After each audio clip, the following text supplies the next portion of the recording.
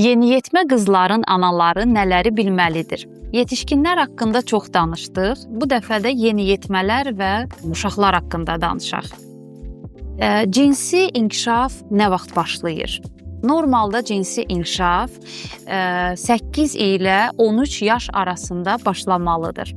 Cinsi inkişafın ilkin əlamətləri nədir? Yəni cinsi inkişaf dediyimizdə nəyi nəzərdə tuturuq? Süd vəzlərin böyüməsi və tüklənmə, intim zonada və qoltuq altı tüklənmə. Aybaşı nə vaxt başlamalıdır? Aybaşı cinsi inkişaf başladığından 2 il yarım sonrasında başlamalıdır. Yəni normal aybaşı başlama vaxtı 9 ilə 15 yaş arasıdır. İlk aybaşılar ilk 1-ci, 2-ci il necə olmalıdır? İlk illərdə 2 ilə qədər aybaşı qeyri-müntəzəm ola bilər. Yəni uşaq əgər ki, yeniyetmə 2 aydan bir və yaxud da 18-17 gündən bir aybaşı görürsə və bu ilkin 2 ilə daxildirsə, bu normal sayılır. Bəs nə vaxt biz narahat olmalıyıq?